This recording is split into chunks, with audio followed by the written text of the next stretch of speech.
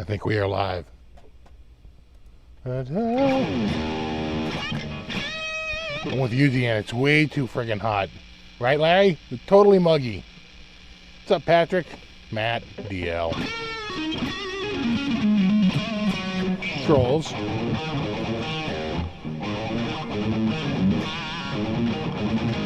What's up, Ben? Vince, Zach. I know, it's the mouth of August, right? What's up, Mark? And Strat CPO. Seth. Eric.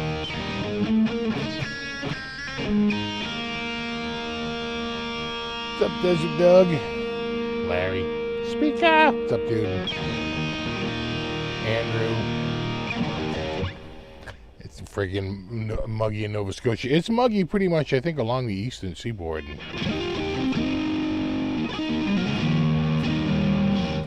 Alright, we get the friggin' Tropical Express. They say it's going to change on like Thursday. I'd like to believe it.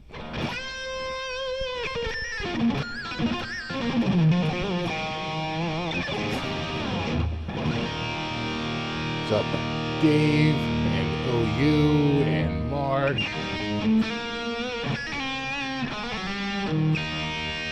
And Steve. 59 Fahrenheit, man. We were in the 90s today and a dew point in the like friggin' upper 70s. It was muggy.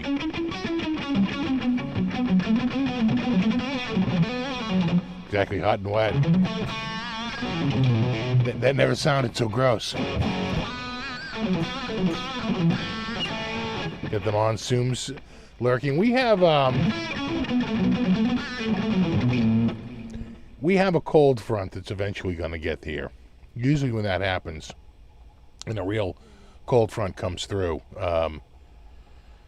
we get thunderstorms. You know what I'm realizing? I left my freaking coffee over there. I was like, now for a sip of coffee, and it's not here. Where's my coffee? I left it on the desk. Hold on. I'm going to get my coffee.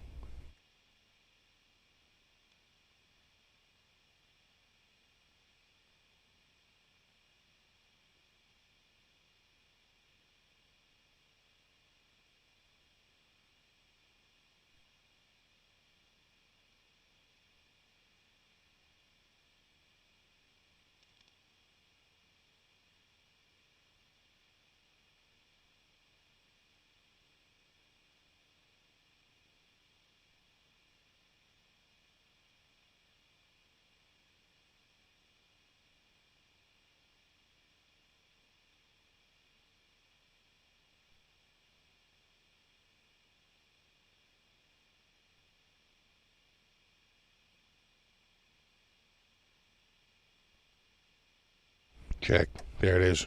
1, 3. Yeah. Oh, man.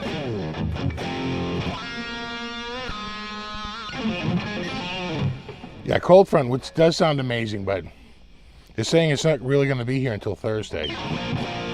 We'll have like little ones in between, but they're not really cold fronts. Like we won't have a major change until like Thursday of this week.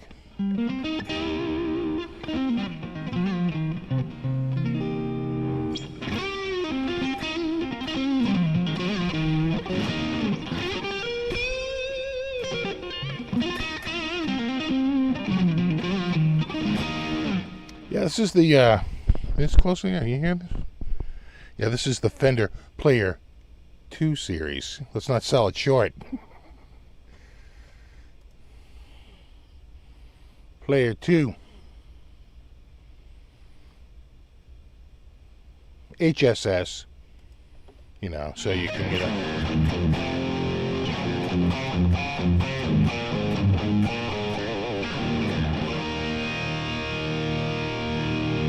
you can rock out.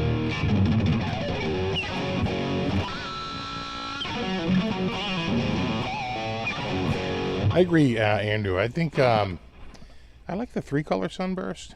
Yeah, I just had one when I was a kid with a rosewood fretboard too. You know, so you know, a lot of nostalgia. Of course, back then they had the big headstock.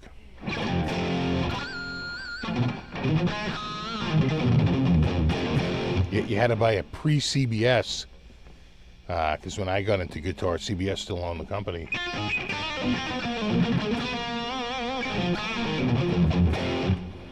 That Gold Front was a Category 2 Hurricane Storm here, really.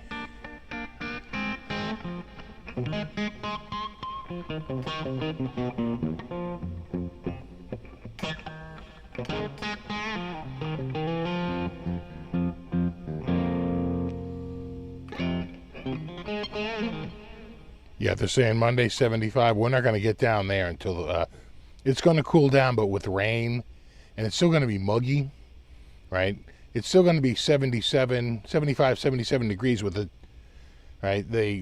relative humidity at like 98, 99%. It's going to be like almost 100% humidity. And then finally, they're saying Thursday. I'd like to believe them.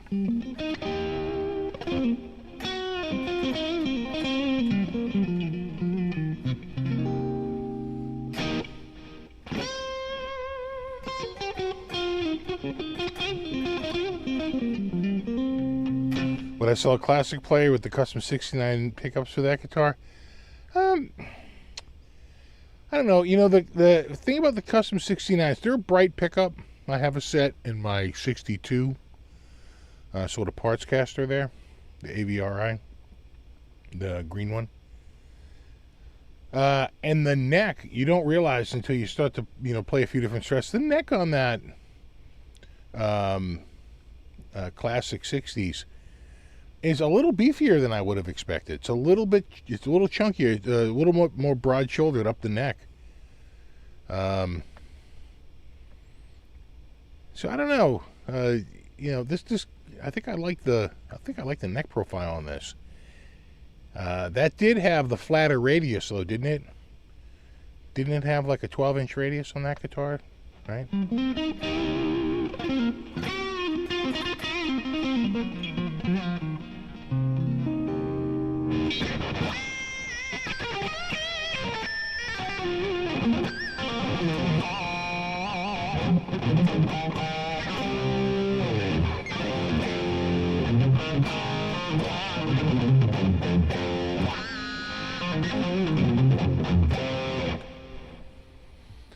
Yeah, you know, they're different animals.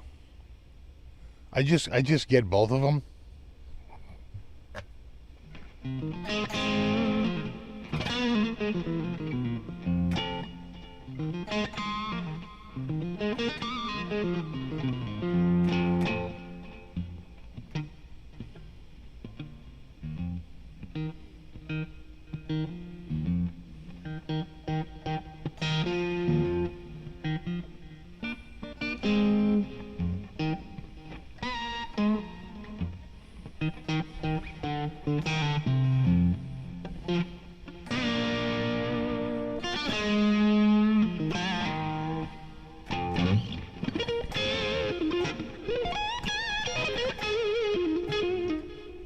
All right, I'm starting to warm up a little bit, even though I'm sweating my freaking balls off.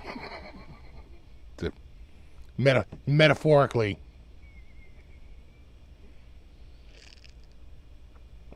Oh, I was watching Hillbillies in a Haunted House before I got on there. The Riff Tracks version. It's got was it Lon Chaney Jr. in it?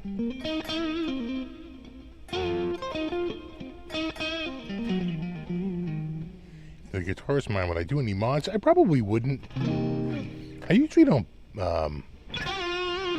Usually don't mod guitars all that much unless it's like a classic style guitar that I'm trying to bring back from the dead. Right? If I have like an old 80s guitar, 70s guitar, and you know, it's just got crappy pickups, or even worse, and you see this a lot, mixed active and passive. Right? They put an EMG in the bridge and they have their old neck pickup. That's pretty common. It's kind of stupidly common. Then I'll mod it, right? Get it back to all passive or all active. It's like, you know, can you make a decision? Choose a side. There's no wrong answer here. Just pick one. But other than that, I usually don't. Again, unless it's sort of like a restoration. Unless I'm trying to bring it back from, you know, kind of a non-working or certainly non-set-up state. You know, but...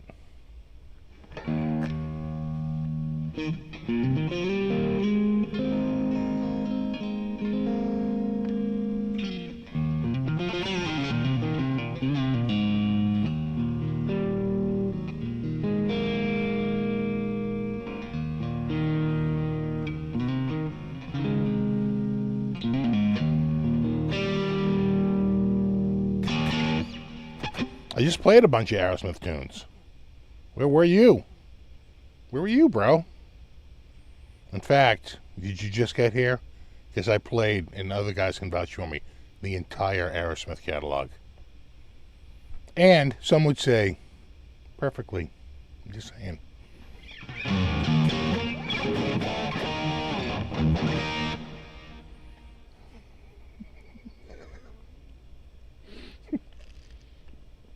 Thank you, Deanna. Thank you. Yeah. That was a lot of time. That was a lot of preparation for that.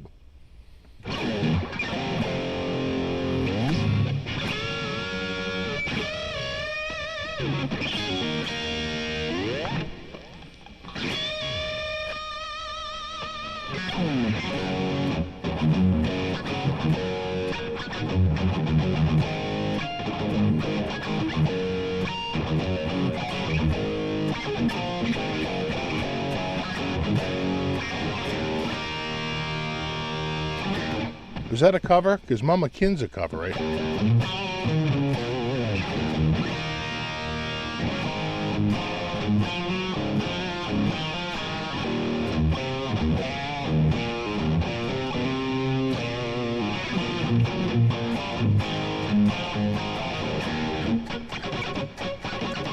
Thank you, Dave. And I sang everything word for word. Thank you. Hey, thanks for noticing. I appreciate that. Thank you. I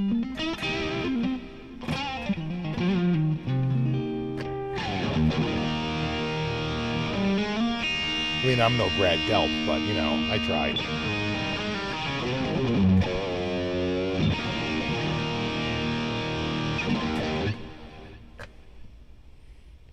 Yeah, what else? I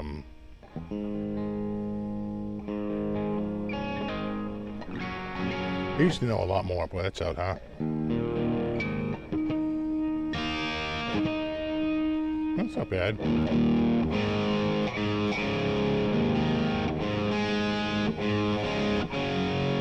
It's actually not bad.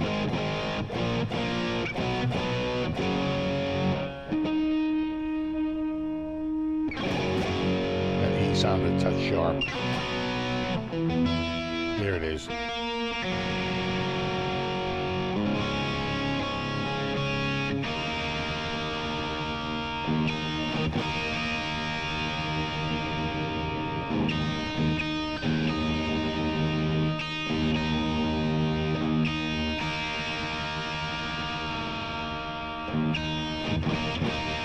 Man.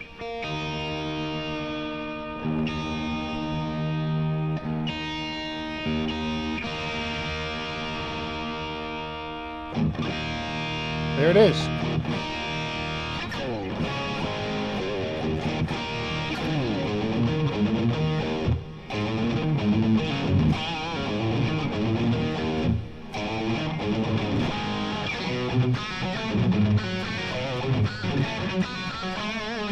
Zakk Wylde version.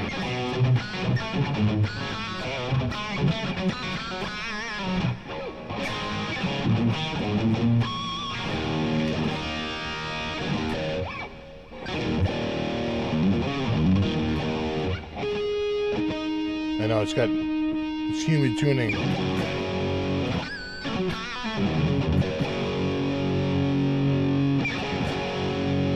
That's not bad.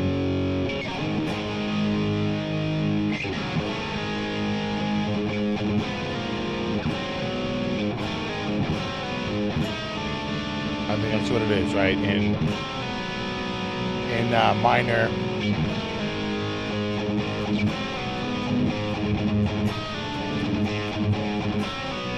Diminished.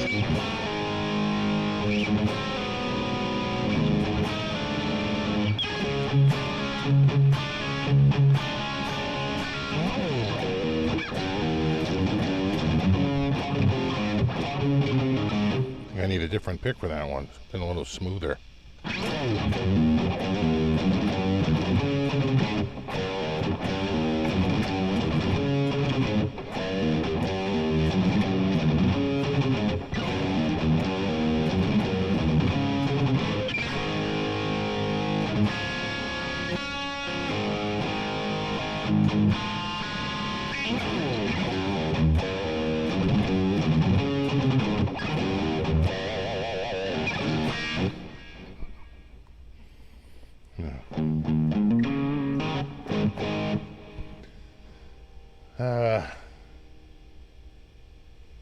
Trying to think of it. I used to know, God, we used to play Aerosmith songs, but I can't think of them. You know, we did Mama Kin, and we did oh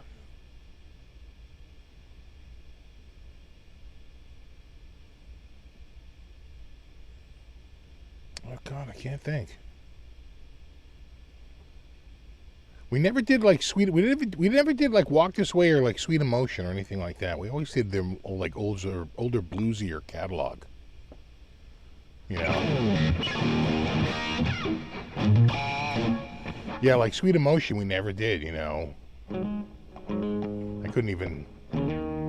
I have no idea how to play it. Yeah, Chip Away at the Stone. God, I used to know that. Now that's a tune that we would do, right? Chip away, that's what I'm gonna do. Sweet little mama, I'm gonna get back to you. Right? Acting like a prima donna, playing so hard to get. Acting so cool and nonchalant, dragging on a cigarette. Pretty good. When they get to like some of their later stuff, I think the record company basically brings in, when they get to the ballads and stuff, there's a lot of that later material. They bring in, the record company brings in the songwriting, this woman who I guess is pretty, she's got her hooks and everything, like across all kinds of genres. She's just like a sort of a hit maker. Yeah, Draw the Line.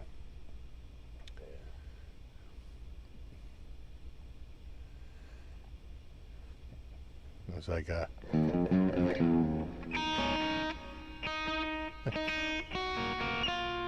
I forget. You'd hit this dissonant. I forget it now. Oh yeah, big 10-inch.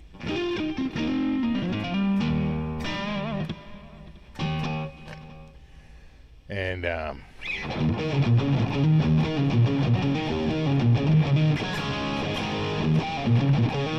something like that, right?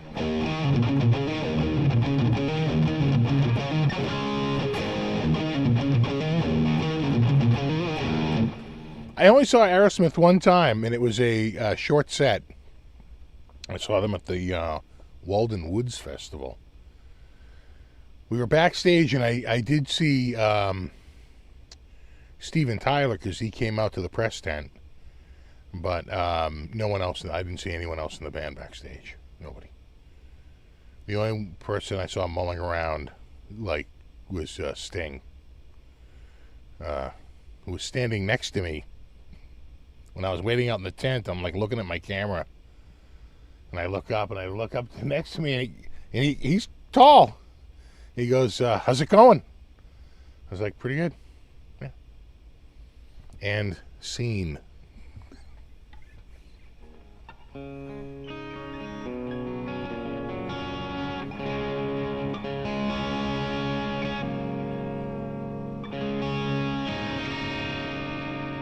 Someone's off.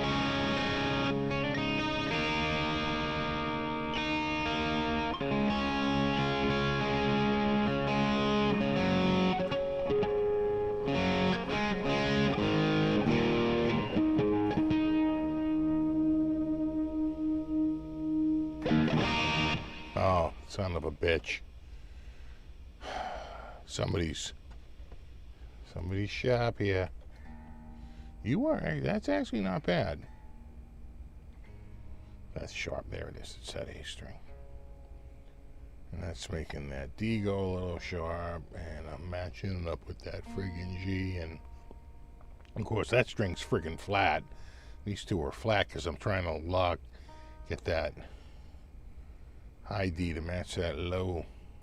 I'm in D sharp. La, la, la.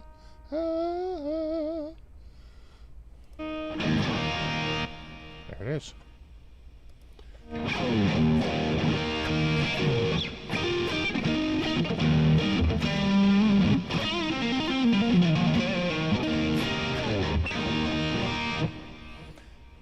So they did a short set, but they sounded really good, and it was the full band. There was, it was, the original 5, right? Brad Whitford, Joe Perry, Tyler, it's Joey Kramer on drums, and what's the bass player's name again? That guy. He's tall. Really, Hamilton. Thank you, Hamilton. Thank you, Tom Hamilton.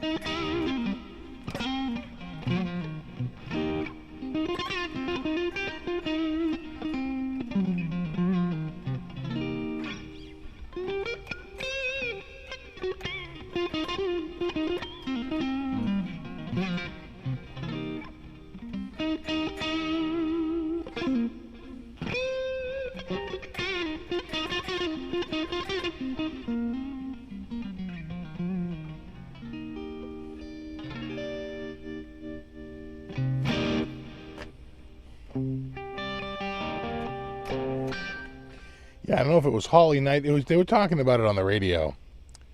That basically, like after a certain period, it might even be the 90s or the 2000s, anything by Aerosmith was sort of, especially like those ballads and all those things that, it was all done with this woman who was just a pro. She had done it she was a kind of like a Carole King. Right, sort of a co-writer in countless tunes.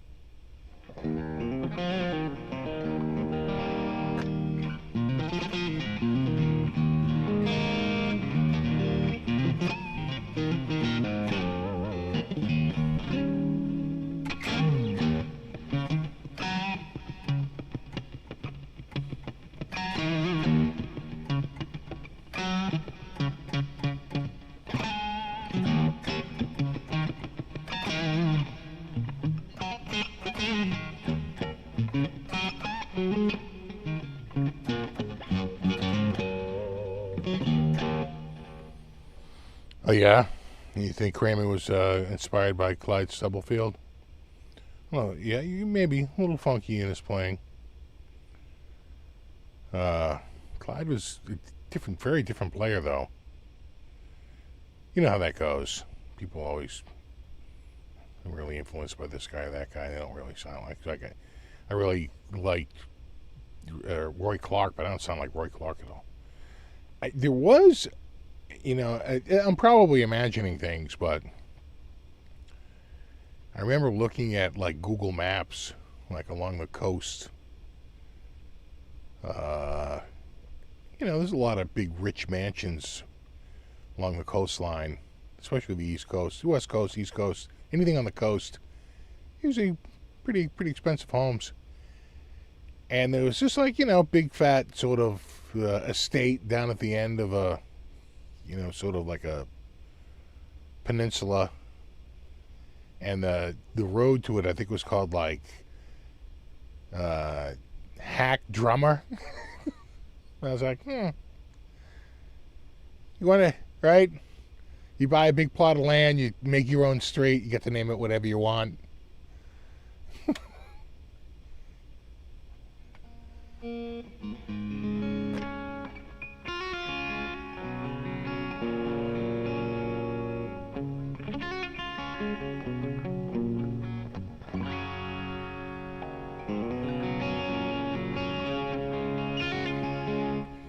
I am not going to Sweetwater. I wasn't invited. I'd love to go Sweetwater, but,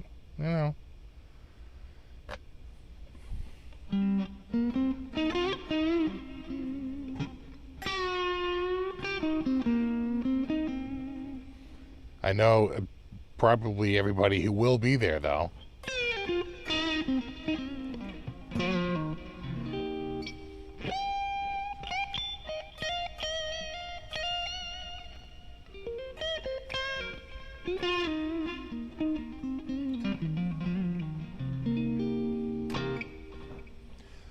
I looked into, flying there is a bit of a bitch. To get to, it's Fort Wayne, Indiana, right? To get to Fort Wayne, you pretty much have to fly to Chicago. You pretty much fly into Chicago. And if you've ever flown through Chicago, Chicago Airport's a bit of a bitch to fly through. And there's always a layover. You're never going straight through. There's always some layover at Chicago where you have to go first. And then you continue on. If I drove, I think it's 11 and a half hours.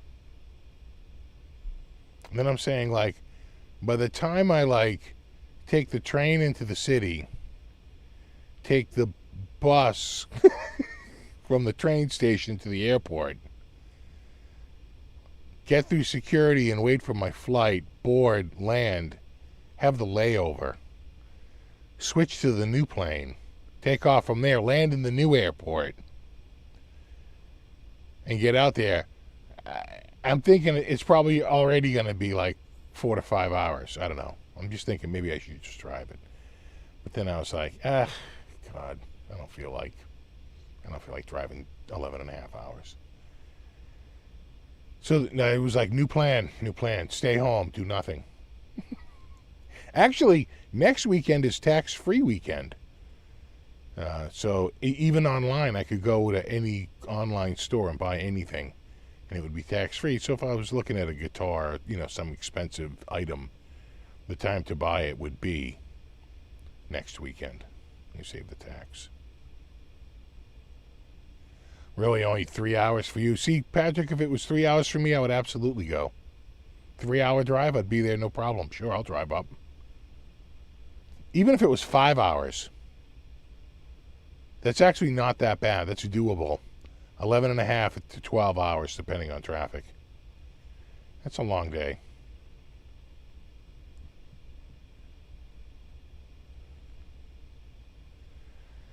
No, I don't think the relationship with sounds is any factor at all. I think I just never made that original list.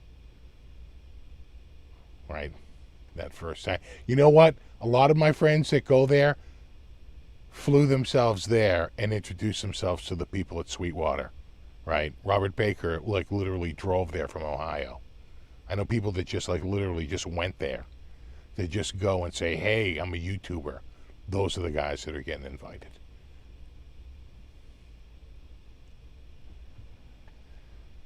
Fly to Indy, rent a car. Yeah, you know, Indy's actually not that bad. But you know what? You know what I'm going to find out? I can't get a direct flight to Indy. My closest direct flight might be like Cleveland, right? Where I can get a direct right out of Boston. I'd have to see if I can go direct to Indy.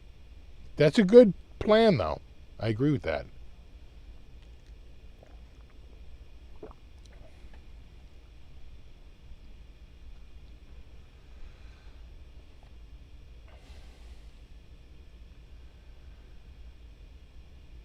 Would be 8 hours for you. You've considered a road trip there. Yeah. Yeah, if I could get a direct to Indy, but then you have to see, because I could get a direct to Cleveland. It's actually not that expensive. It's actually pretty cheap to fly to Cleveland. It's a short flight. It's like an hour flight. But it's probably, what, a 3-hour drive, 4-hour drive from Cleveland? It's a bit of a drive. You know, you forget how spread out things are once you get past New England. Fly to Cincy, yeah, and then drive with you. You driving, bro?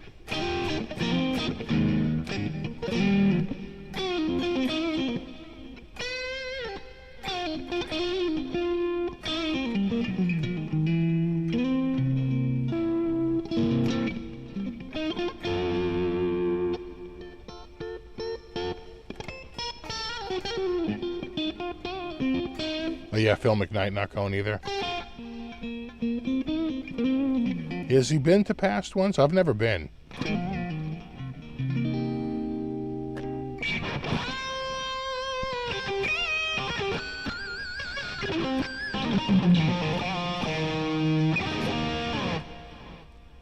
You know what? I updated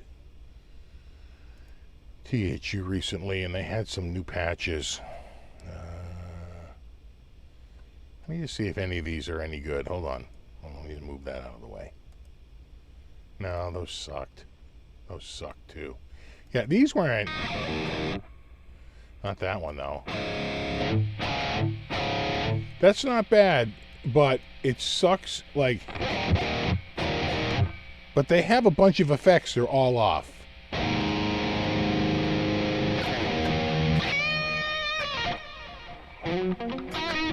Start to turn the effects on, and it's not bad. Pretty mid-push, though. I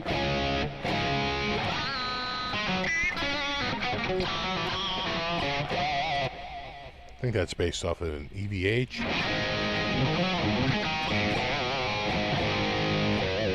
Way nasally, though, huh? Again, dry oatmeal.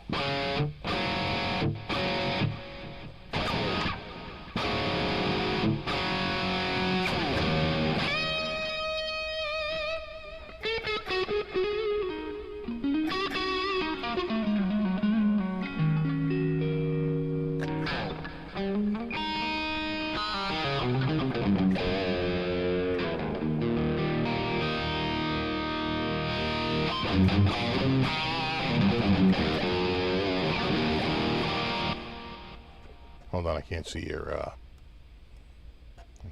comments. That's not bad, right?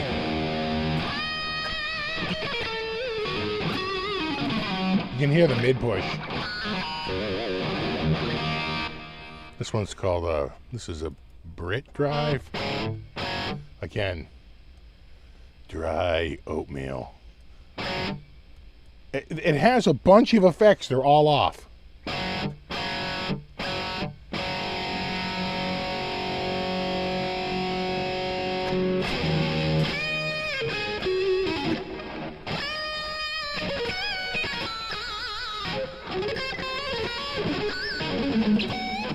Got to remember, no amp is in a room like that. There's no room that has like absolutely no echo whatsoever, which is what it is when you're going direct, right? It's just like dry. Much better.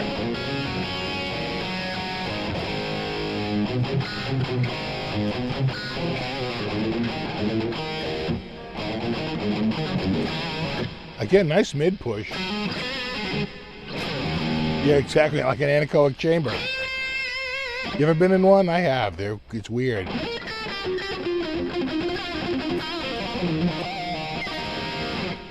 It was a munitions store for the French during World War II, so the walls were 10 feet thick.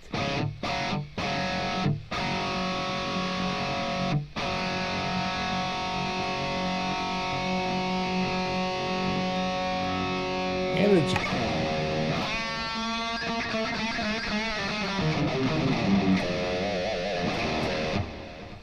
there's also a boost.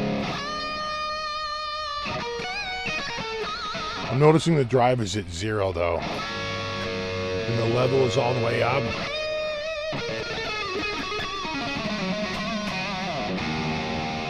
Here it is off.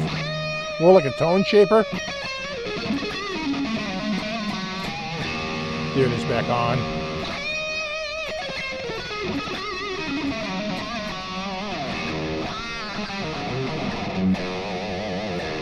Yeah, way more nasally. Way more bass. Takes the bass out.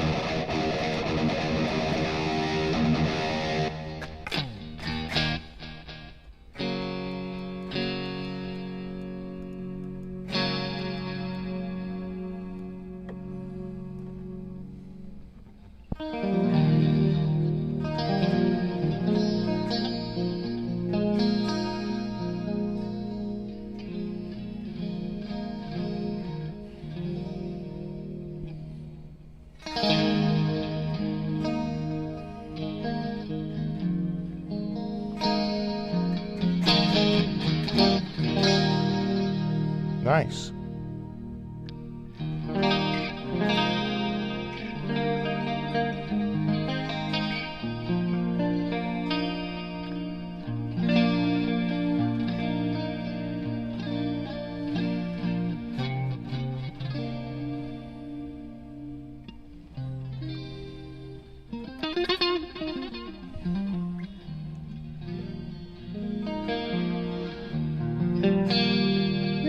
Yeah.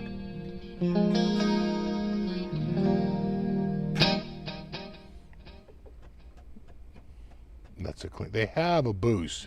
Oh, it's barely on, but you can hear it.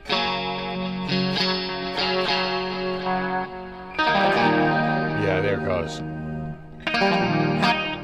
All right, what's this? Again, not bad, just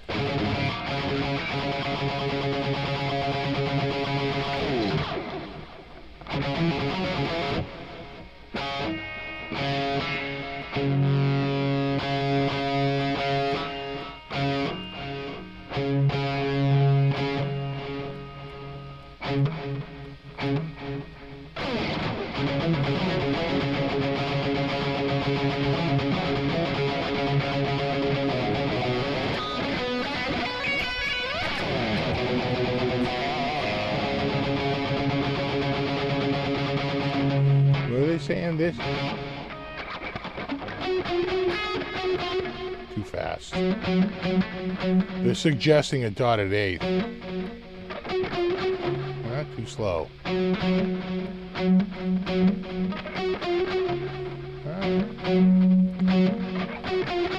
Well, get too slow. Too fast. It's right around here.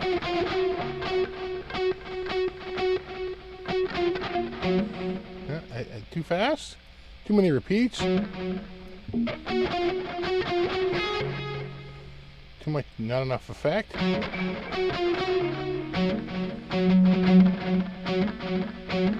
effect's too high.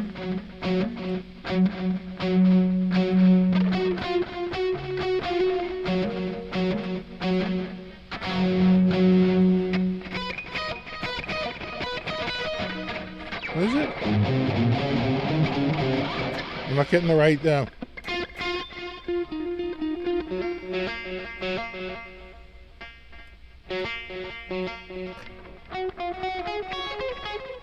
almost there.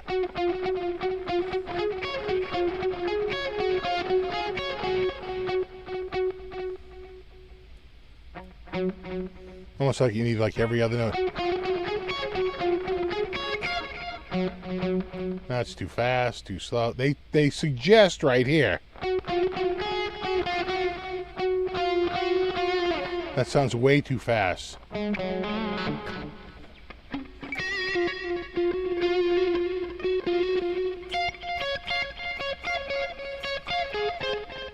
Yeah, way too fast.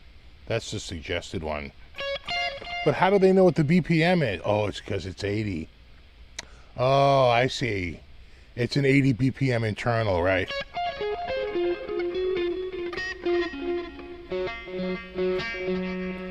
Right. Again, way too slow. If you get it just right, you got to get it.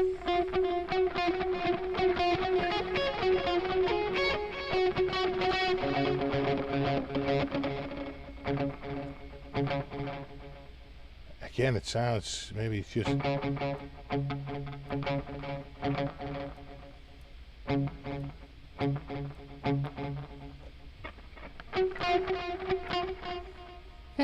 So frustrating.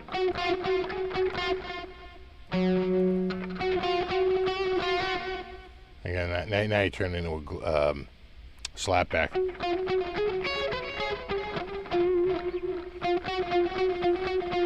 Right. Again, that's way off.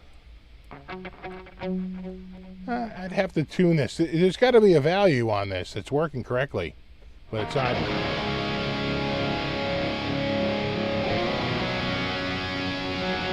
Yeah, it is. It's panning left to right, but I have the stereo on so little. But I know what you're saying. It should just be almost like the same note, just slightly different.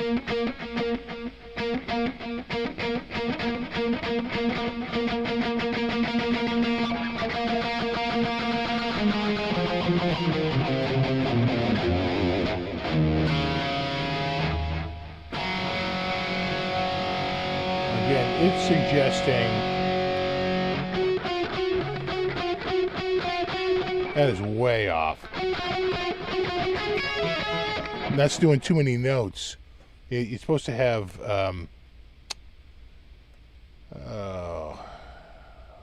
it's just too. No, that's a gliss. A little bit more. Boy, it just takes forever for that second note to come in.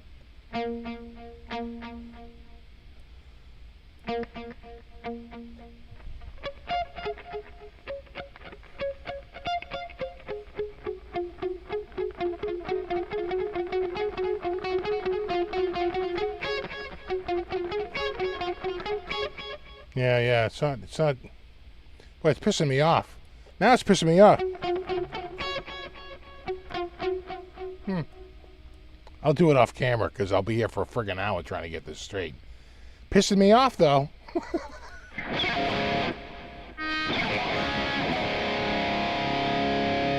Grid slammer?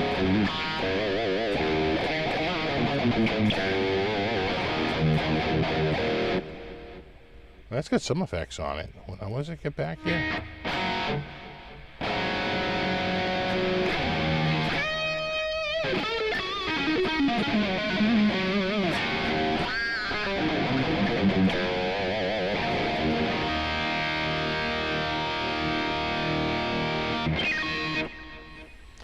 Yeah, it's more like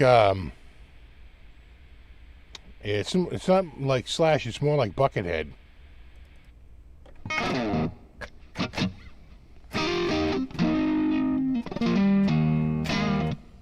All right, that's not bad. What's the?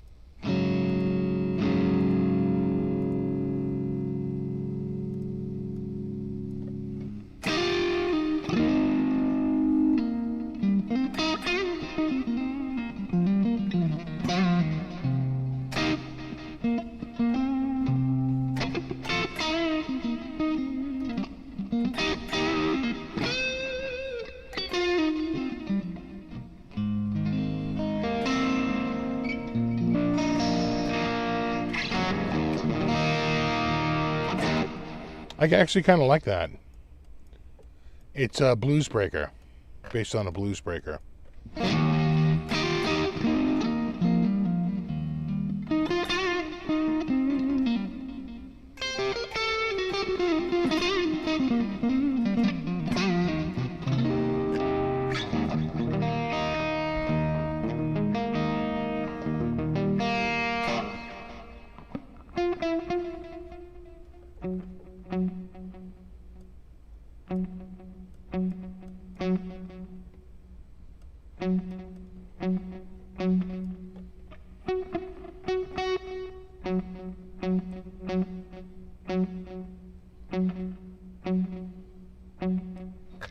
Around there. Higher effect.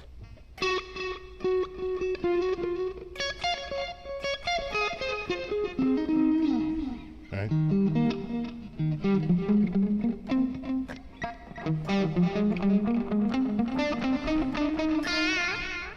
There it is, right? Still don't hear that second effect that strong, though. Not strong enough. There's a little better.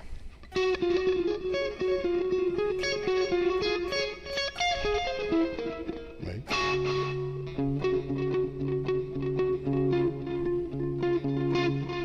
Right. For that, you need more repeats, though.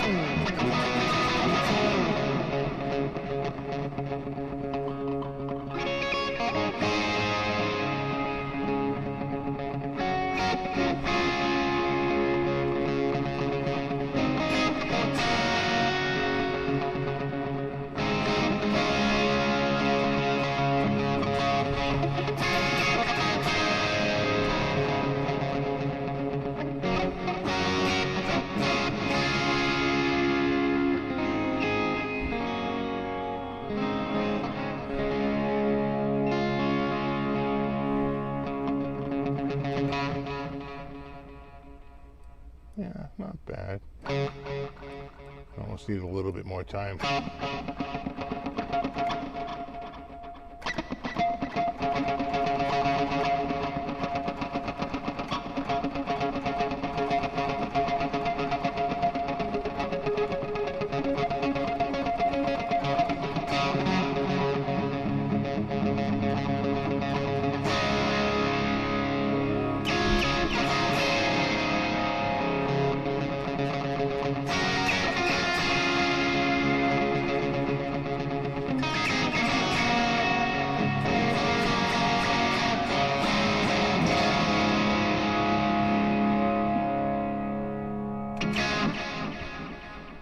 I needed to redeem myself.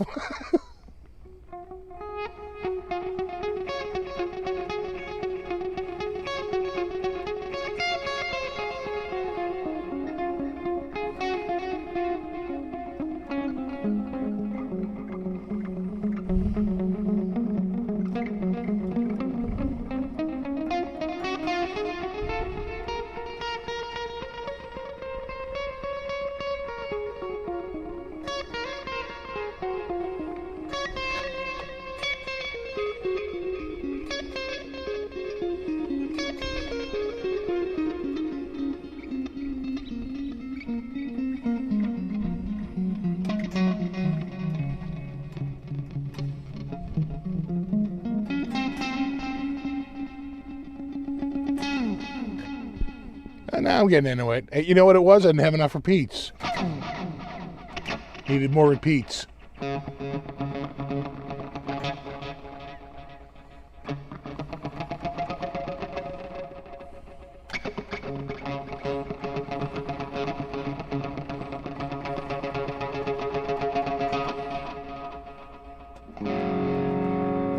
So this is a blues breaker.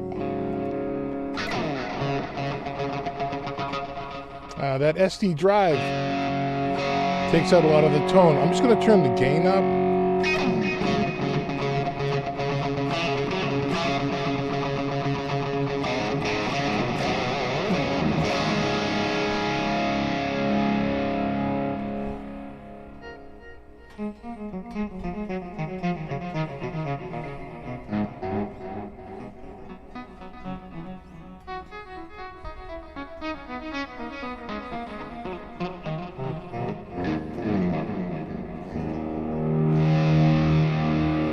There it is.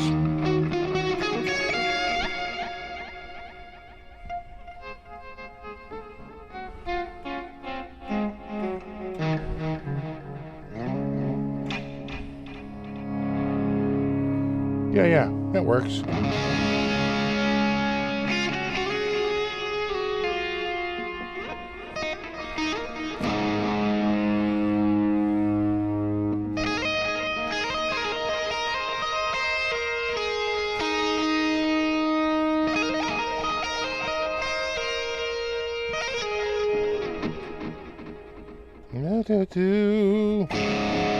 So that was the key.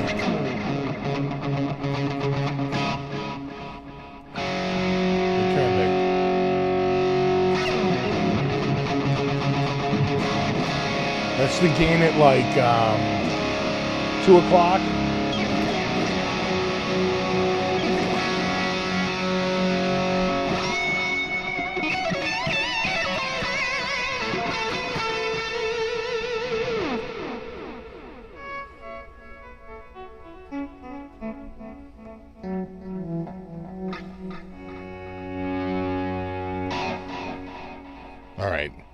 All right, everybody calm down. The delay will make you a little mental. That's my advice to you. Don't get in too deep. All right, you know what we need to do? We need to cover what's in the title of the video description, or else people get mad. They come and they go, I sat here for 2 hours and he never covered what was on the title. I'm like, look, we got caught up in delays. All right. What am I looking at here? I think I'm going to try Ibanez, but you know what? Ibanez is a weird company where they do not put a lot of their latest. Yeah, you know what? That's old news. You know what? I got to go to their Instagram if I really want to see their latest post. Yeah, here you go. Now you can see their latest stuff. They're weird like that, man. They do not post on their website. It's really on their Instagram page. This is annoying. Anyway, there's some new guitars.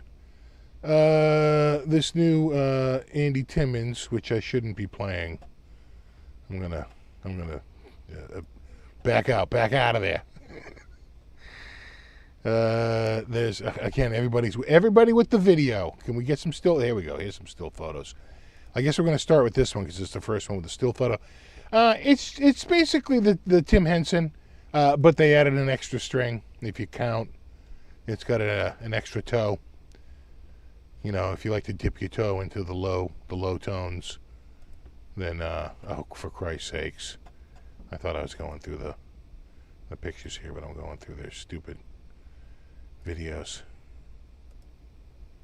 Nice. The next up is the new, and they showed this at NAMM, both the guitar and the artist are hanging out at the booth. This is, it's kind of pricey. It's like $3,500.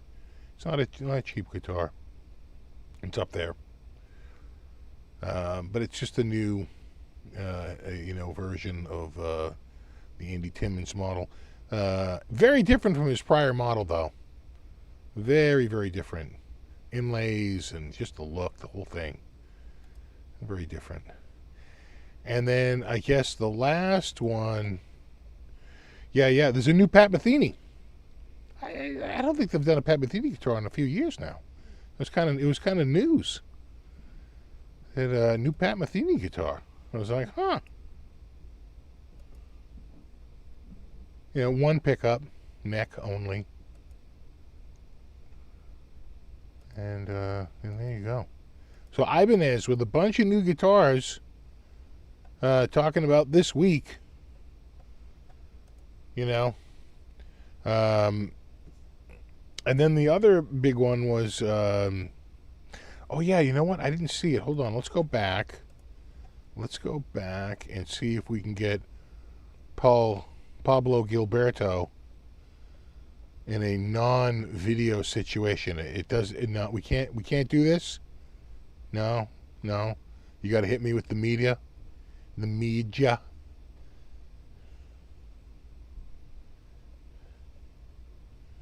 They truly are king of all media.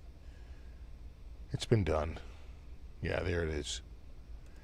So, oh God. Can you hear that? I hope you can't. You probably can.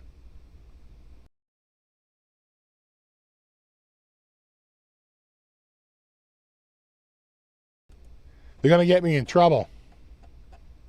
They're going to get me in trouble for playing, like, I can't do that. I'm going to get a friggin' copyright strike. You use copyrighted media by the Ibanez Hoshino Corp. It's like, no, that's why I want still photos. I guess theirs? Oh, yeah, there you go. I didn't recognize them. All right. Well, as long as you're not in a midlife crisis, I'm cool with that.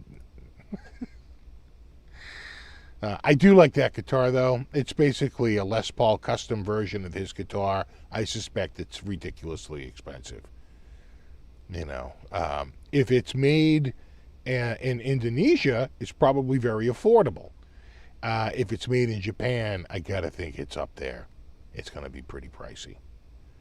So let's see. Let's see where it goes, what they're doing. But yeah. He's like the world's nerdiest firefighter. All right. Who else? Oh yeah, this new EVH. Now EVH, they're old school. They actually put new products on their website. I know. God, it's so 90s.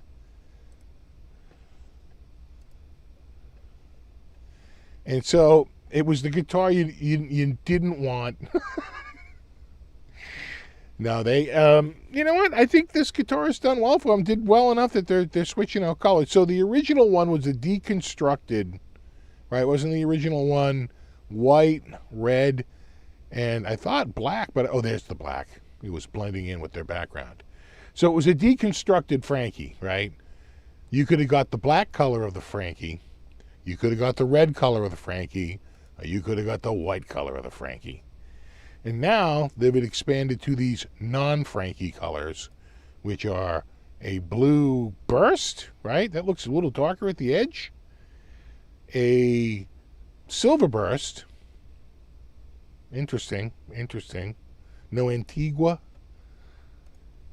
And a standard 3-color burst, which actually is kind of nice. So which one of the new colors? What are you going? Hold on. Do we have to make a poll? Pop out chat? No. Participate? Oh, for Christ's sakes. Boy, they don't make it easy, do they? Engage with your audience, okay? Why do I laugh at this stuff? I just do. I find it all very amusing.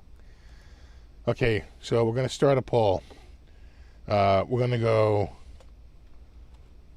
sunburst. That means the 3-color sunburst. We're going to go blue burst. And we're going to go, what was the other one? Silver burst.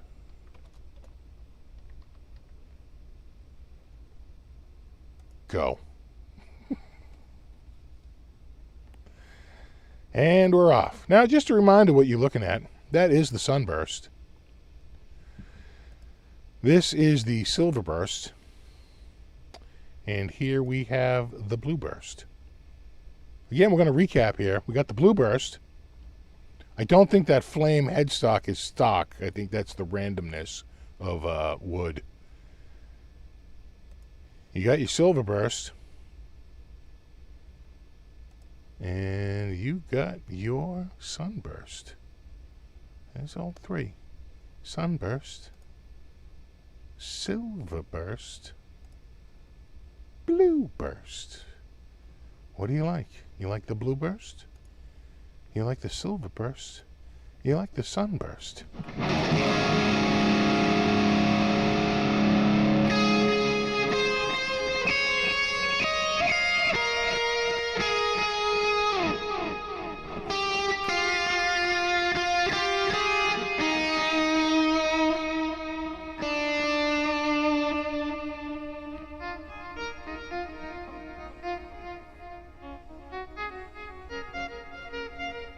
Like, kind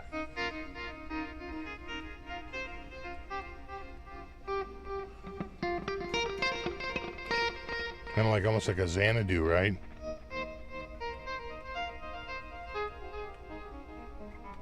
What's the red one look like? Red one looks like this. Now, the red one's been around. You know, I had the red one here. We did a look on the red. The other thing I noticed, and I'm pointing this out again to you, that relicing, that's machine relicing, bro. And you know how you can tell? Because all the relics are exactly the same, right? Or damn near close to it. The regular Frankie uses hand relicing, and the differences are stark. When they did this one, they obviously put it on a jig, and they hit it with its machine relics, clearly. Right? Because it's just a little too close, each one.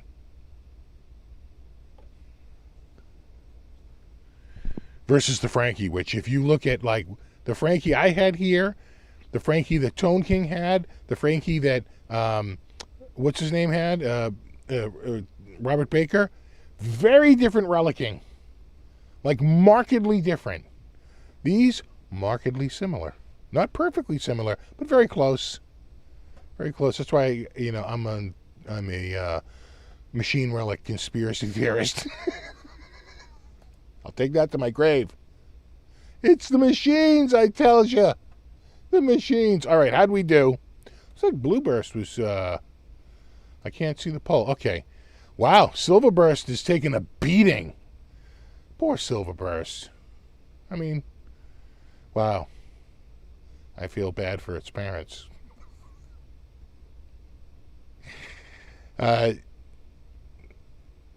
It looks like Blue Burst. It's neck and neck. Blue Burst and Silver Burst are kind of neck and neck, with Blue Burst slightly edging out the Silver Burst. Yeah, that's about right. Can I pull this? No, I can only end the poll. I can't take it away and drag it and show it. I cannot. All right. I was hoping to bring it up. All right. So if you're gonna vote, now's the time to vote. Because this poll is going away. Right now, Blue Burst is winning. We have a last-minute upset. Following the polls here, Blue Burst is pulling up 43%. Silver Burst, 17%. The Sunburst at 40%. Let's wrap this up. We're going in 10, 9, 8, 7, 6, 5, 4, 3, 2, 1, and we end the poll. And there it was. Those are our final numbers. Can we see the final poll numbers? Yeah, there they are. They're in the scroll. Here's your final numbers. Oh my God! Sunburst in an upset. The Sunburst beat out Blue Burst. No! Oh, man. Oh, my God. It was an outcome no one saw.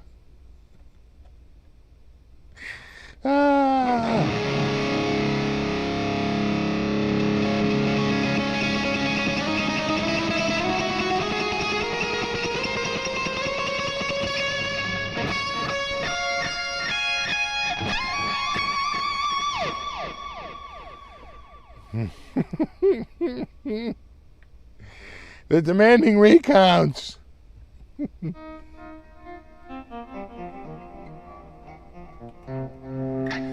There you are. There's your winner of the Relic series. You are the king of the relics, and you won. Yes, you did. 'Cause you are the Relic king. That's the winning song. Wow. Wow, what an upset.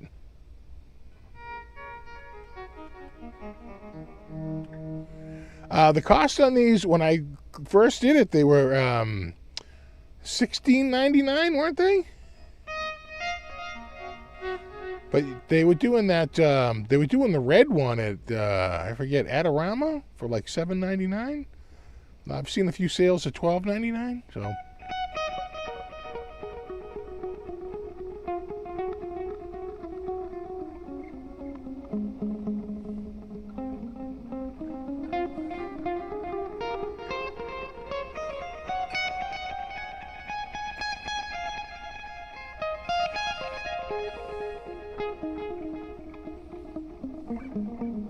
I know, poor Silverburst.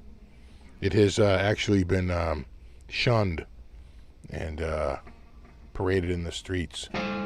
Shame. Shame. Shame.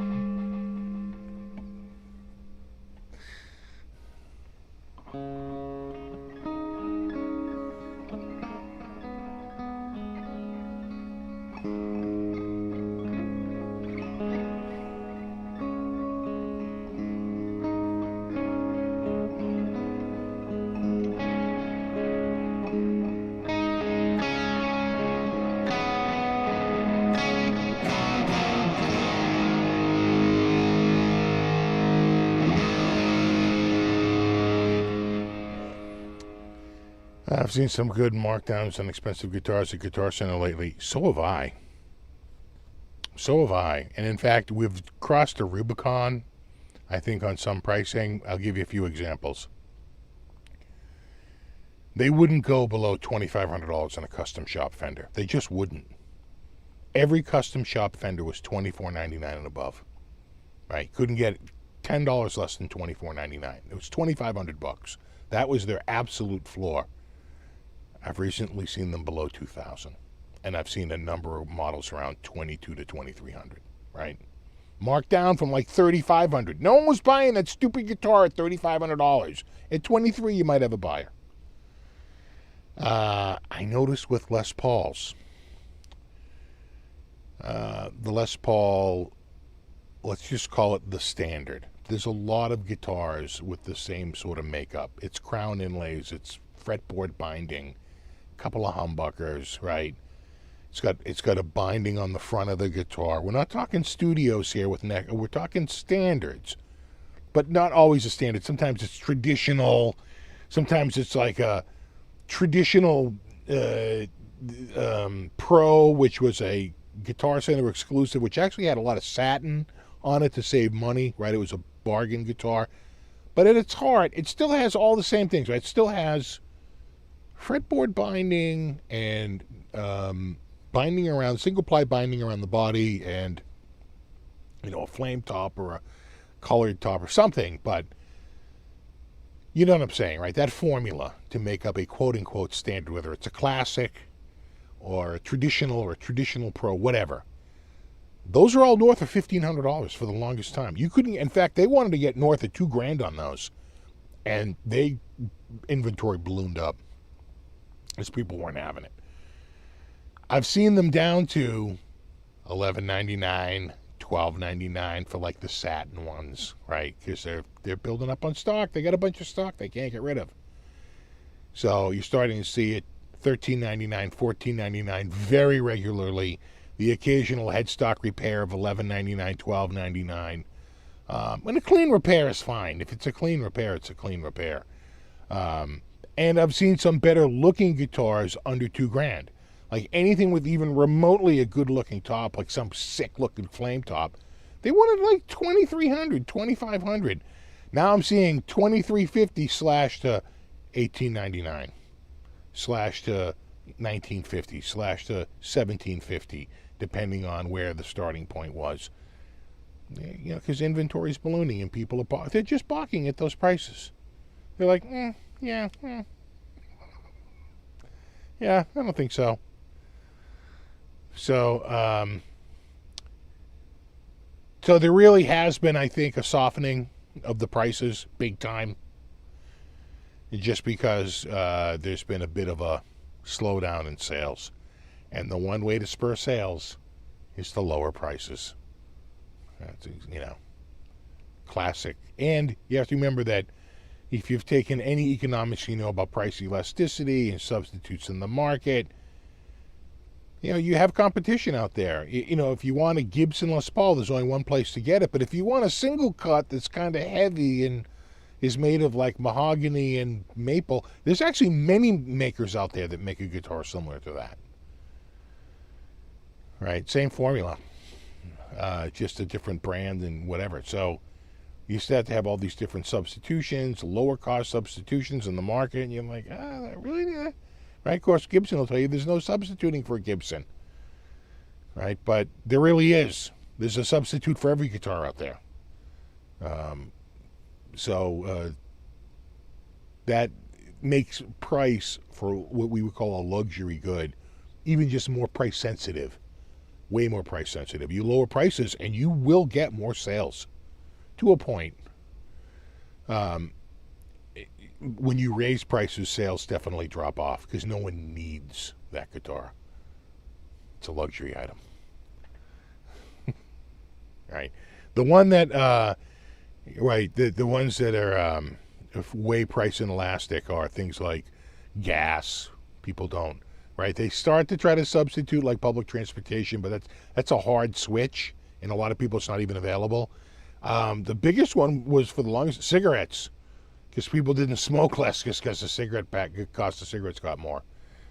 Eventually, in my state, they made them so friggin' expensive it cut down on people smoking because it went from 75 cents a pack to $18 a pack. I like gloss on the guitar body. On the neck, I can go either way. Lately, I've been kind of digging satin. Been way more into satin. I was in a gloss phase for a while. I'm sort of back on the satin bandwagon for now. Give it a few months. Right? You know why? It's the summer. My hands are sticky. Then the winter comes, and I'm like, I kind of like the gloss. Why? Because my hands are bone dry. I'm like, no problem. My hand is satin. In the winter.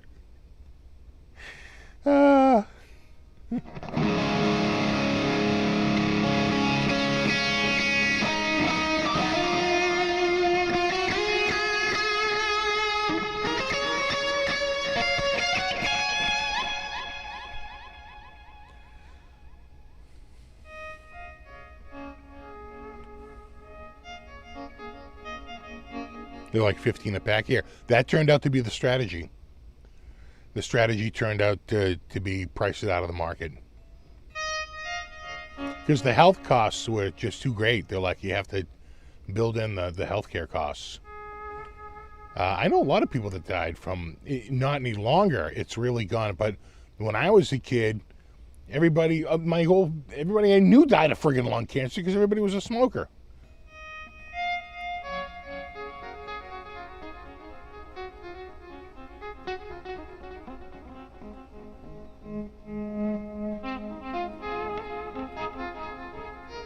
You got the lung fever. You just keep smoking, kid. You gotta try and drive the fever out.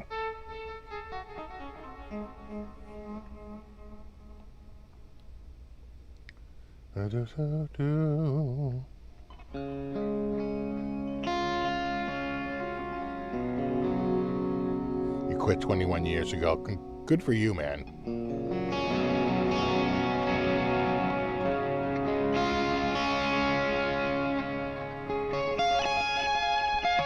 Okay.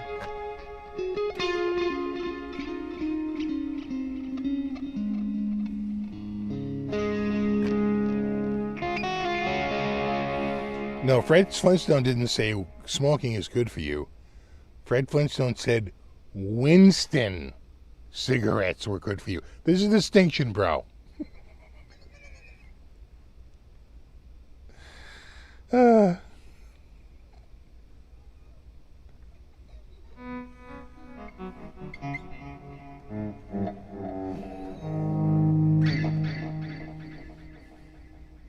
And it tastes good like a cigarette should. You know they were smoking through that whole meeting. Where's that chick? Betty! Get in here with those muffins. And your muffins. Am I right, guys? Anyway, I'm thinking Winston tastes good like a cigarette should. What do you say?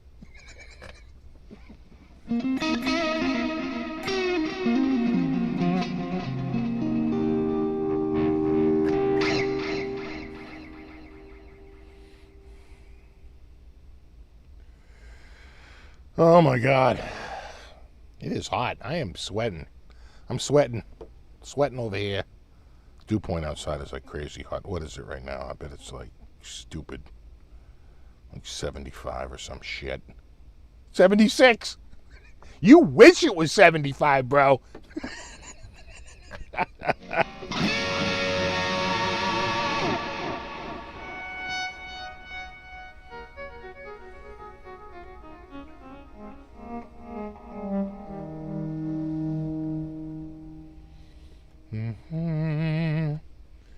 All right, do we have another?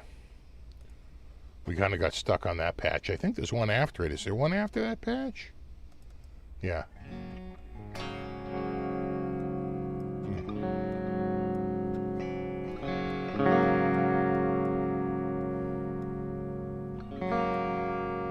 One of those repeats up.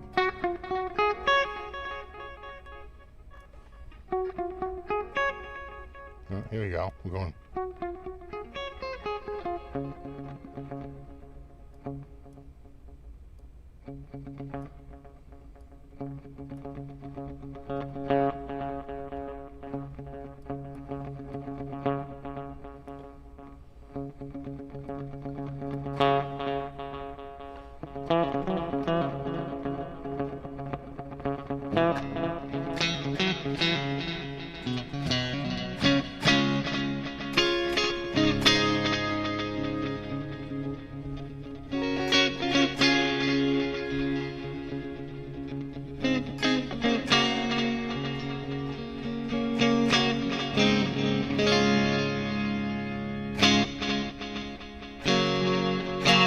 Not a bad chorus.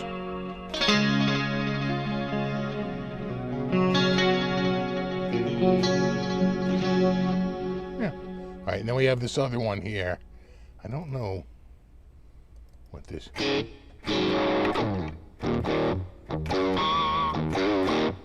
It's almost like a fuzz.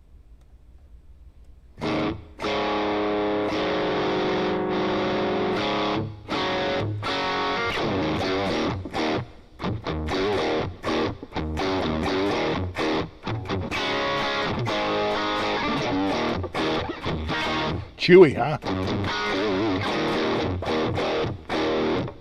I bet there's a... So I can turn that down and just put this drive on.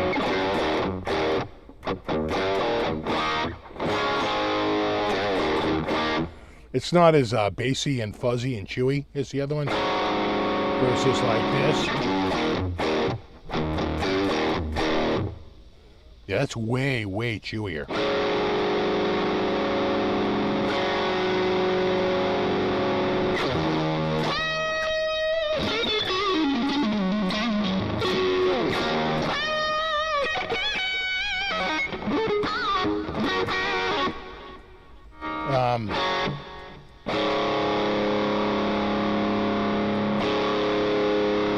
Effect down. I'm gonna throw the gain like way up. No, it's up. Or not. It's internally feedbacking.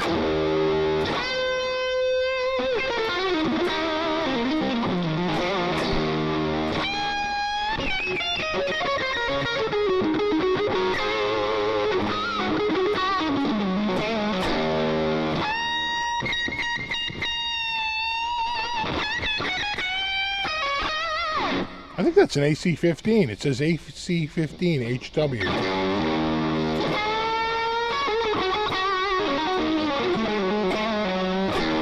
I don't think it likes to be driven so high. Alright. This is another sort of AC-15.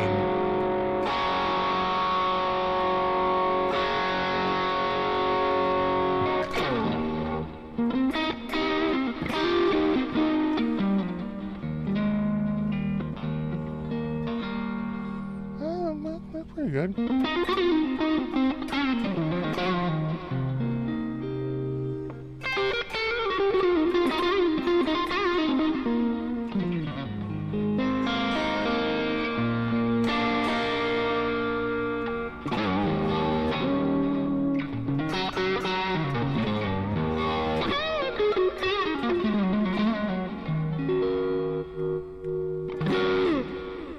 Yeah, that's pretty good. Again, they say it's AC-15.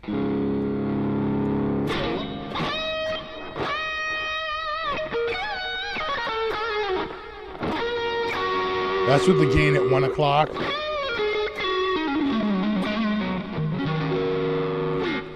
And then here it is at like 11 o'clock.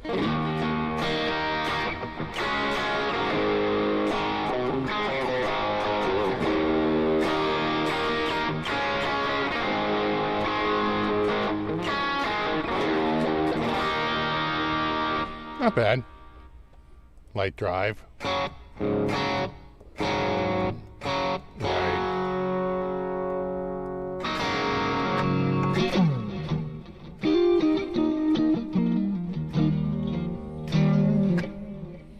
So here it is. Normal.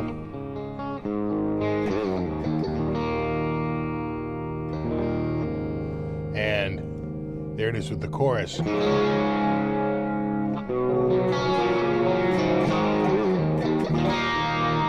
Not bad.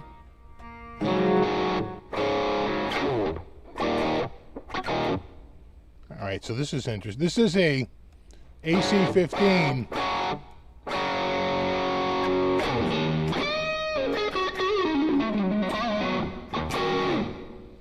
But I think it's got a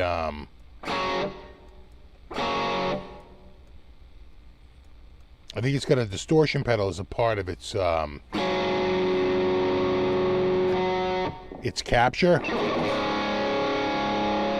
Yeah, because it's so much more mid.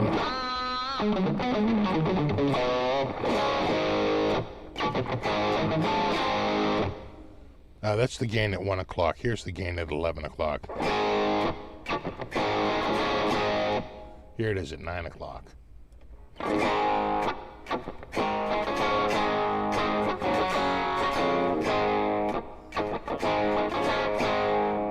Here it is at noon.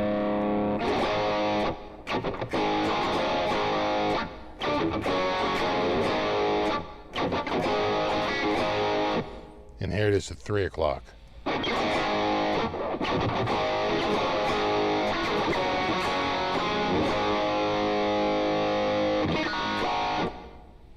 Not bad. I think I like it around here.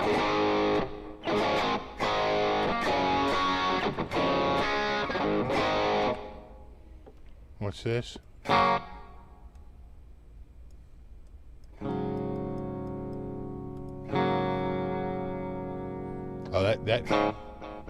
Oh, that's built into the patch.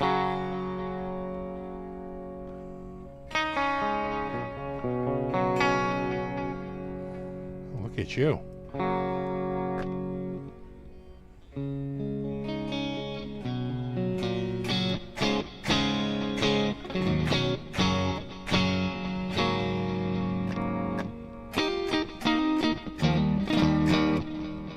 Yeah, not bad. What's this called? Soloing. Wow. Gonna make a...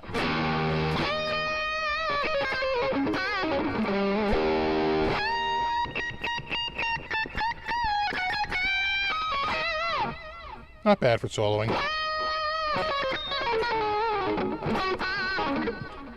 It's got a big mid push. It's got a tube screamer as a part of its capture.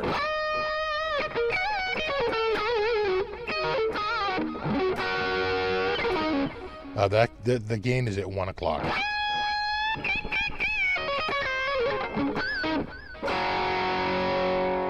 Here it is at 11 o'clock. And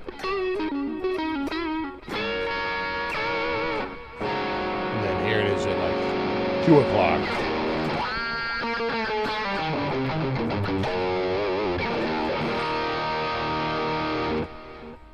How many more patches? A couple. I don't know what this is.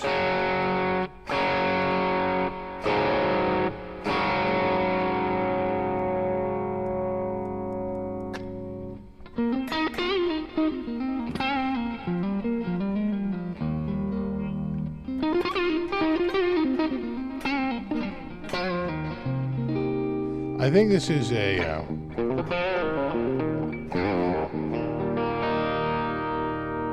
again, I think this is an AC-15 with a distortion box in front of it. Anyway, we've ripped through a bunch. This is my normal patch.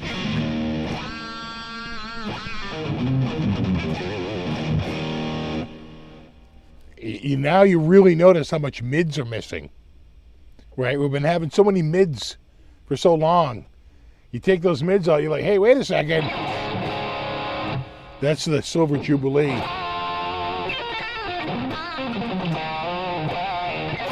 A little bit more mids.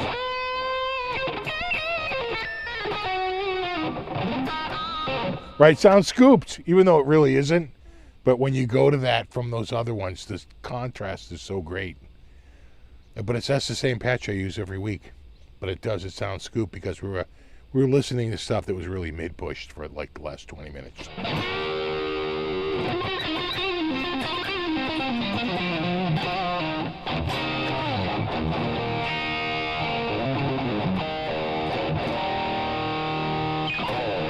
We gotta work our way back.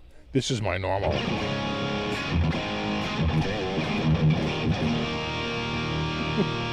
Like, wait a second.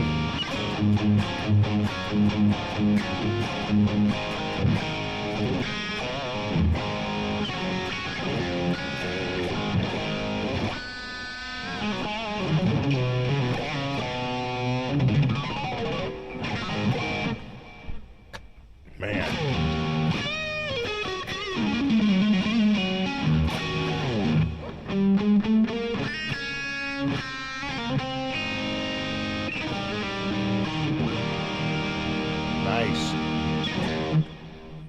You get used to it. It does take a little bit to get used to it, and then you're like, okay, no, that's right. That's normal, I think. Oh man, I can't wait for this weather to break. I am sweating my ass off. So gross. Move this over here. There we go. I got a new Vola. I haven't even got it going yet, but it should be nice. I have a nice guitar coming out this Monday on Guitar of the Week. Nice one. That's what I would say. It's a little upscale. It's a tiny bit upscale. You do a wet, dry, wet EVH 90s. You know, I don't know. Probably, I'd have to think about that. Maybe, not really. Well, I don't think so because it's only a stereo routing.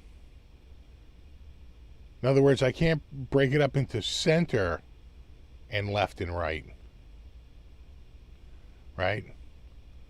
For two wet signals and a dry signal. I don't think so. I'd have to think about that.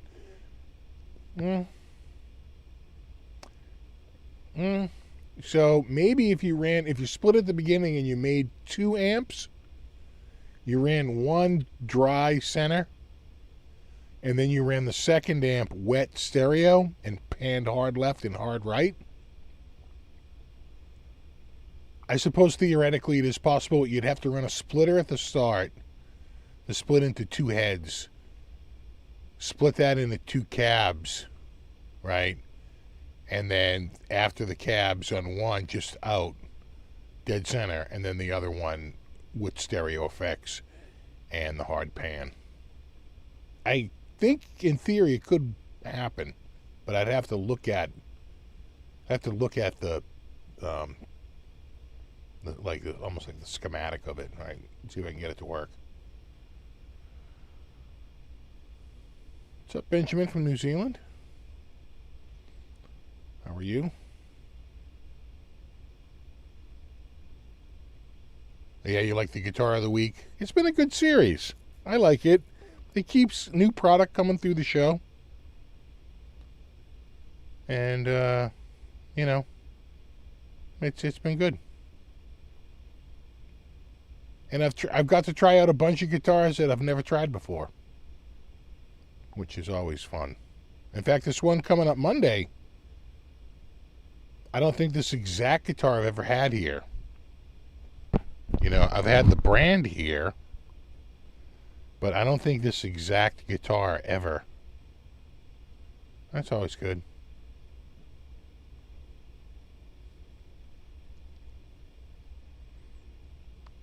Yeah, the June Guitar of the Month is pretty even. Pacifica ran real strong for a while. We're going to have to do the July one soon. I usually wait until the first one for August is out.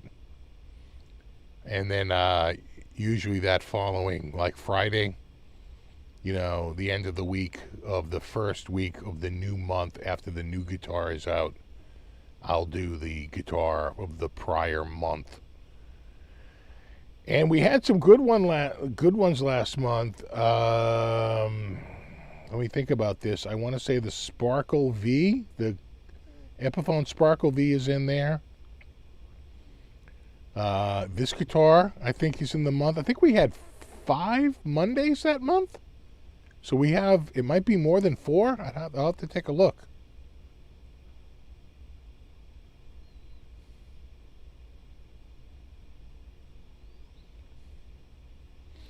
Mark, it's actually this thing that people have been doing it. Basically, you run your amp and you run it completely dry, dead center. Right? No effects. Just like, that way you get this like punchy, like direct sound. But then stereo next to it, you run like all the effects. It's not dry at all. It's like full on the wet side of the effects and not the dry part. And so you've got this speaker on the left that's wet. You've got the speaker in the middle that's completely dry. And you have the speaker on the right that's wet. And those two, the left and right, are stereo signals. Not the one in the middle. That's like a whole different thing. So you've got this wet, dry, wet signal. And guitar players, being the neurotic type, are like, that sounds like really good.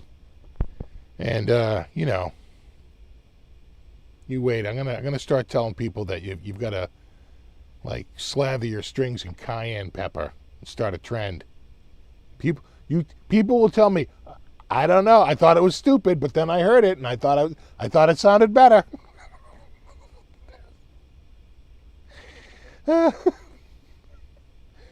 Right? You're like, you can't hear that? You can't hear that cayenne pepper?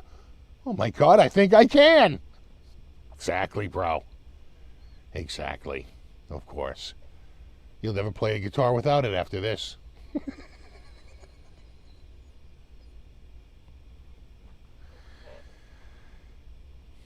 But I kind of have that already, because I believe that when you run the effects in THU, it runs the dry signal straight forward, right? There's no, right? It's dead center, equal to both channels. So you hear that dead center, and then it runs the stereo effects. So in kind of a real sense, it really is kind of wet, dry, wet. Until you turn the effects up so much, and then it's just all wet. Exactly, cayenne pepper tone. It's the hottest tone out there. Until, of course, my Reaper tone.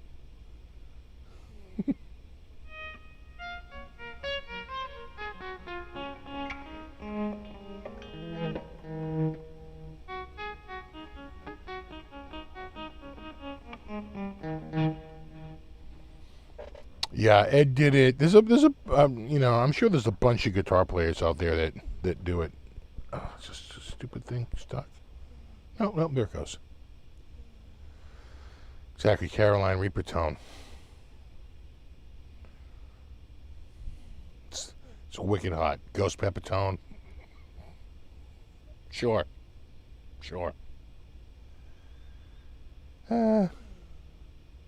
Little Close Encounters of the Third Kind, yeah.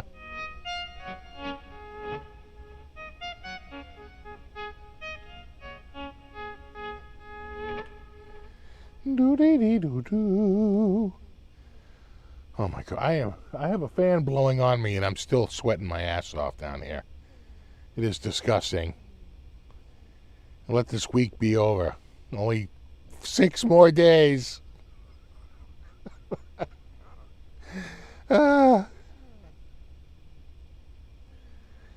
Do-do-do-do-do.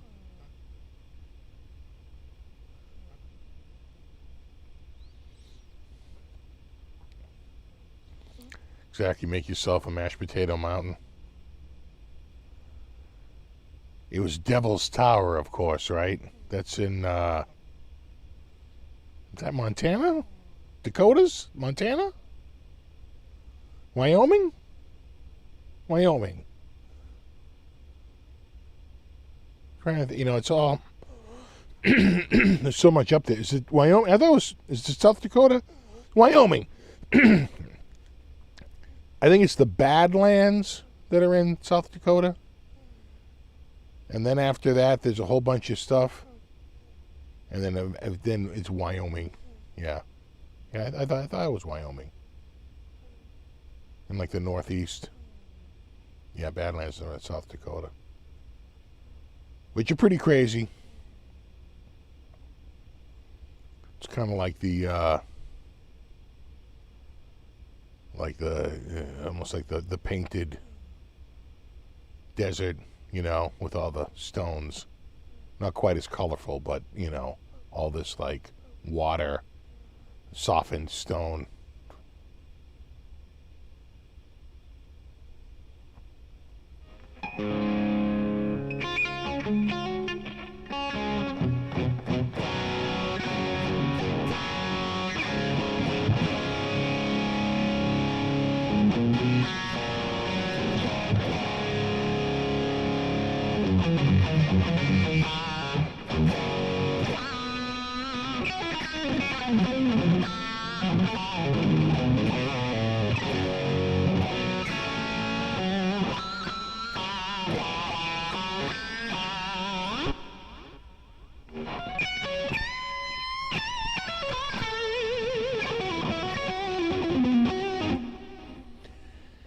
Yeah, I couldn't even imagine living without air conditioning.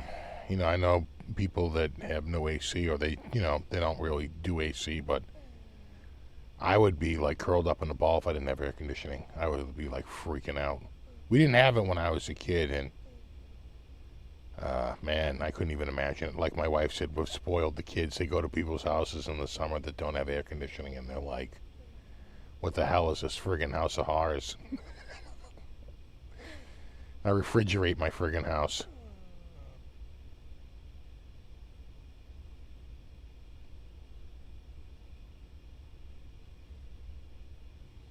Exactly, it's not a life worth living without AC. You just imagine just how miserable life used to be. You know, between insects and, you know, it's like just in the summertime, the horrible, you know, bugs bothering you and bed bugs, you know, and just the horrible. It was a horrible existence. Not now though. I got my AC. I got my lethal bug spray. Life is good. Unless you're a bug, then not so good. Yeah, that's right. You'd sit in an ice box, right? No, I know most places in Europe don't have AC. I know. Trust me, I've been to Europe in the summer. Oh, I know. They do not do the air conditioning like we do it here.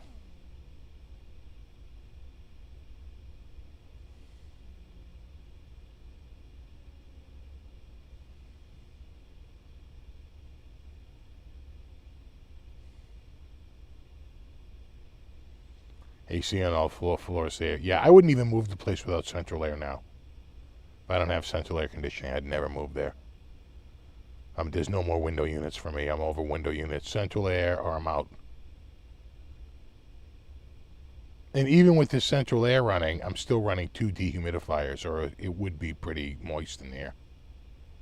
You have to run the dehumidifiers to help knock down the humidity. I know. Remember when AC used to be an option in cars? My God. Just friggin'. You know, and I've had plenty of cars with no air conditioning. Sucks. It's like the worst. I don't think we're getting thunderstorms tonight. I think it's tomorrow.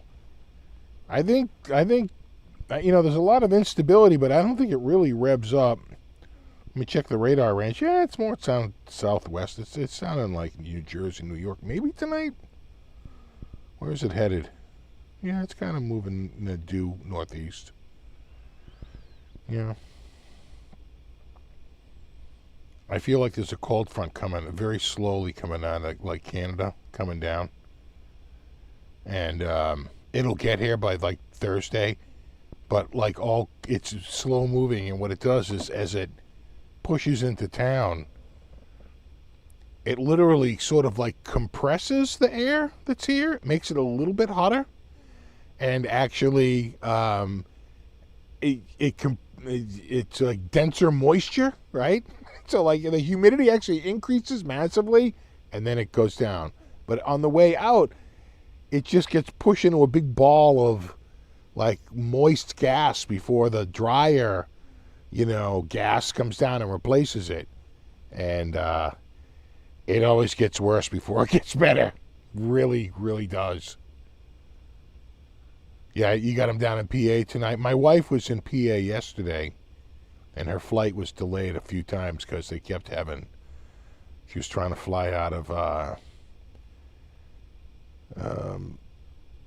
what's the one? I guess that's Philadelphia, right? The one that's close to Jersey, right? Pittsburgh's on the other side. It's the one on the right side of the state, on the lower right. And yeah, they were delayed getting on the plane, and then once they got on the plane, she said a storm blew through. It was like rocking the plane with the winds, and you couldn't see out the window. The rain was so bad, and we had to wait. And then that finally went through, and then finally they were like, okay, but then she was in a big long line. She was supposed to land at like, you know, I want to say like 8:20, and she got in at like 11:05 or something. So, yeah, Philly International. It's a big airport. And she was stuck down there on the tarmac for a couple of hours. Well, maybe an hour on the tarmac and an hour inside waiting to board. Oh, 2-hour delay. You know. Is the trem staying tuned? You know, I don't mess with it. I don't really do a lot of trem work with non-locking trems. I have a standard for trem when I use a trem. And that standard is Floyd Rose. It's just too frustrating. We have a technology that works, the Floyd Rose, and all others. So I tend to teach, you know, maybe I'll do a little bit of light work, but I'm not like Jeff Beck. I'm not trying to like force the issue.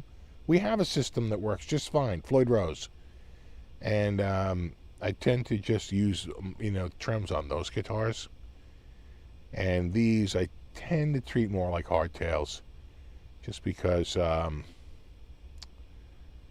this, any non-Floyd Rose, you're taking a gamble working that trim. You can lube it up, and everybody has the story. Not my trim. It stays in tune 99% of the time. Well, my Floyd is 100% of the time. So, close. Oh, so close, but still not quite there. In fact, I pulled a guitar out the other day that had a Floyd Rose on it, and I almost shit when the whole guitar was like in perfect tune. And I was like, wow, that is the beauty of the Floyd Rose. It really, really is good. Yeah, Jimi Hendrix used to be out of tune a lot. The only one who could really keep it in tune was Jeff Beck, but his ears were so good. You could hear him rock and move those notes and get it in tune. Right? The guitar was fighting him, but he could just fight right through that because his ears were just so damn good. Yeah, don't fear the Floyd. Don't fear the Floyd. The only time you're going to fear the Floyd is when you only want one guitar. You're like, well, I don't want more than one guitar. Well, don't get a guitar with a Floyd Rose then. It's going to make you mental. Right? Because you can't change keys very quickly. You can't drop tune very quickly. There's no alternate tunings very quickly. Right? It's just a big... You don't want one guitar. Your only guitar has got a freaking Floyd Rose on it. My God, what an existence. No. You got your trem guitar for your trem work. That's your Floyd Rose guitar. And then, you have other guitars that you can do alternate tunings very easily. Hardtails, decked out regular trems, and so forth. No. Exactly. Exactly. Oh, I tell you, Aljon, it was tough sending that EPV back. That's a nice guitar. I thought it, I'm just saying, I thought it looked good on me. I'm just saying. I thought it looked good.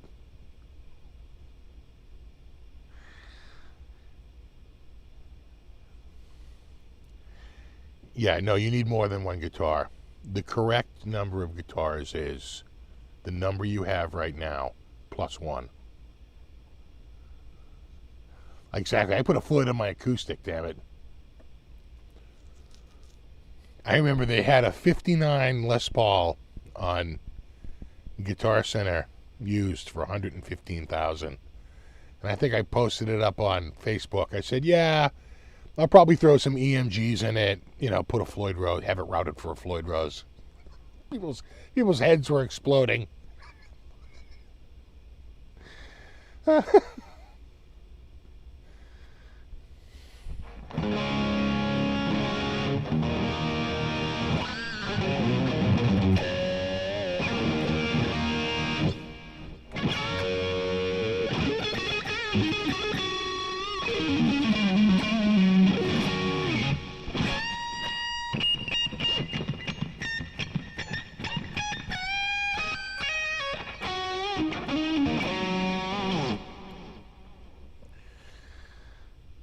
Yeah, exactly. Can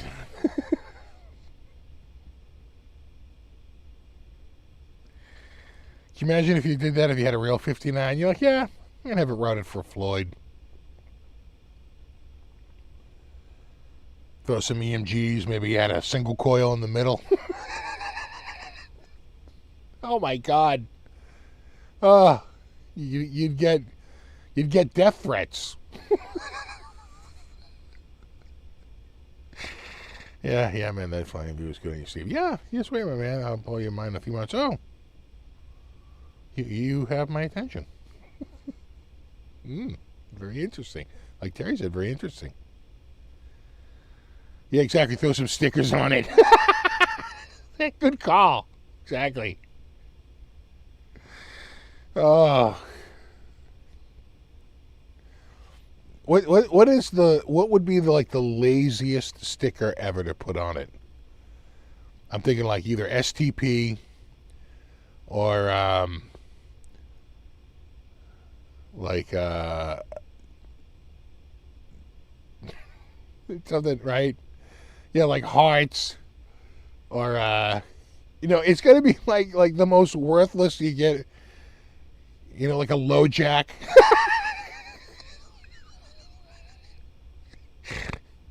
uh, all right, a yellow smiley face, right? Yeah. Champion spark plugs. Dave wins. Dave, exactly, the champion spark plug. Oh my God, yes. Now you're talking. Now you're talking. Oh, cherry boom mufflers. You know, I got my glass packs. Oh, I got my Hush Thrush. I got my Thrush. Got my Thrush muffler sticker. Oh my God. All right. Yeah. Well, something like it'd have to be something like Obey, right? Something like what's the ridiculous branding? Oh, there's what's the ridiculous branding that's out there? I want to say Fender made a guitar for them. Oh, I can't think of it. It's like red and white, and they're just right. It's just what makes the brand such a brand? They're like, it's just a brand, and they're expensive, right? It's super exclusive. You know, I'd have to think about it. It's on the lines of like Obey, right? Like just created. Oh God, I'd have to think about it. They do a bunch of stuff. It's almost like an art project. Oh yeah, God, a Monster Energy drink one would be good. Playboy Bunny sticker would be great. But Supreme, Marlowe's got it. Supreme, thank you. Thank you. Thank you. Supreme, there you go. Sure, that sticker costs more than the guitar. The truckery. Oh my God. The guitar costs $115,000. The sticker costs $180,000. But what a sticker! Oh my God! Yeah, the Oscar Mayer Wiener sticker. I remember those. I mean, I remember going to the local auto parts store and getting STP, putting them on my bike, getting the Champion spark plug sticker.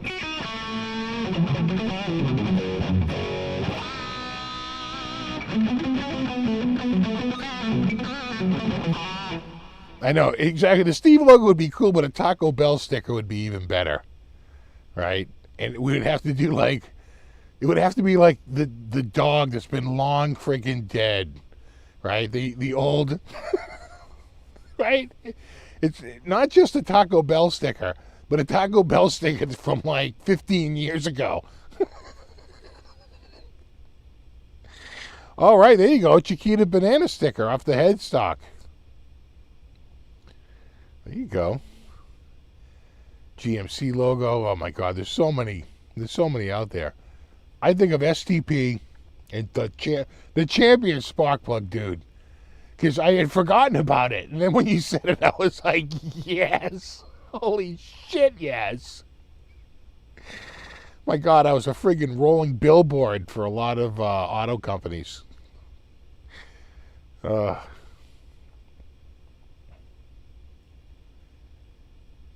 it really 8:55? Man, this night went by quickly, huh? Get a Hooters sticker. I really like owls. Just like really into owls. Oh my God, Michelin Man, you probably could get that sticker.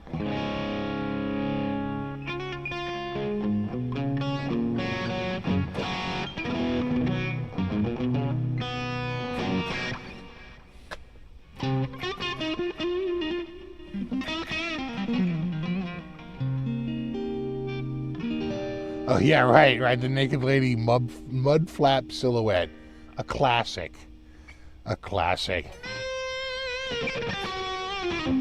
As is the Yosemite Sam, the back off Yosemite Sam.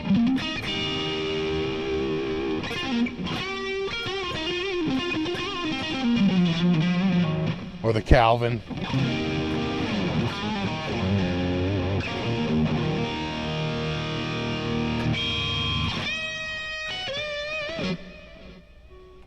Yeah, ask nobody rides for free.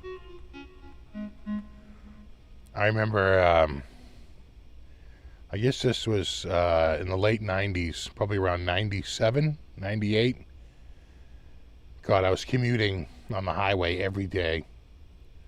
I remember I was behind this car. He had a bumper sticker that read, "Fuck you, you fucking fuck."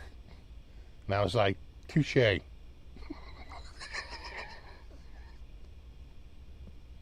Well put.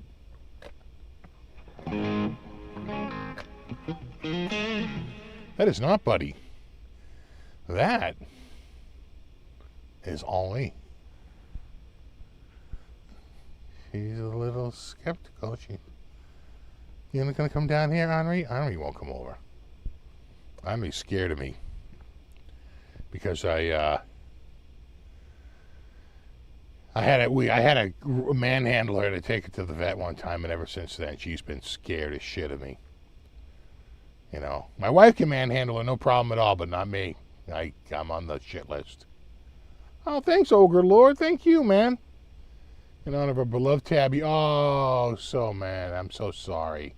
That's so tough. It's tough. It's a member of the family. You know? Yeah. Matter of fact, we were thinking recently about our old cat. We had Kitty, and then, of course, we had Buffy and Buzzy for years. And then now we have this new round. And, we realized the other day, we got those kittens the summer of 2020. Those kittens are 4 years old. We're like, oh, my God. They're really getting up there. Yeah, people don't do bumper stickers nearly as much as they used to. There was a study that people with bumper stickers got pulled over more. Just fact. No. That'll make you take them off.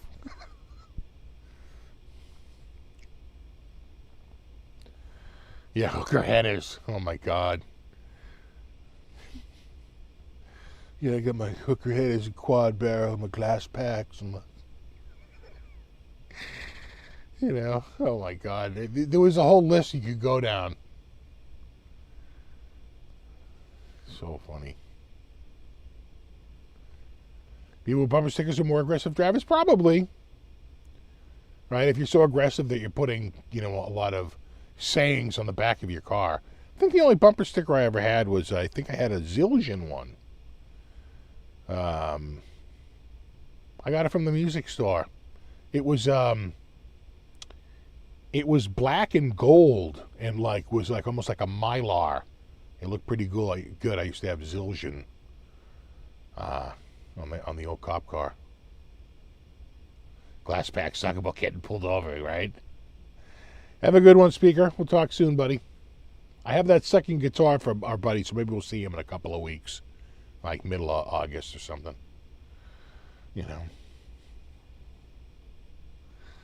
All right. Exactly. The Holly 4-barrel. Thank you. The Holly 4-barrel. And, of course, their Hurst shifter. Let's pull all the names out. All right, dudes. No, you rock. Thanks to everybody for hanging out tonight. Extra special thanks to anyone who contributed. I'm looking your way, Ogre Lord. I really appreciate that. That's always very much appreciated. And, of course, Brofist and my Mod Squad. Hashtag Brofist. That's my Mod Squad. Hashtag, where is... what's his name there? We haven't seen him. God, I can't even remember his name. He's been gone so long. You know that guy? That guy who's always here? He's not here. He hasn't been here. Yeah, that guy. Anyway, I'm off. Ben. Exactly. Ben Coombs. The Coombs there. I forgot his name already. So how long it's been? Yeah, The Search for Ben. Right? It's Star Trek 4, The Search for Ben. All right. No, you rock. Have a good one. I will see you next week. Tax-free weekend. You never know. Maybe I'll buy something. And, yeah, exactly. We need proof of life.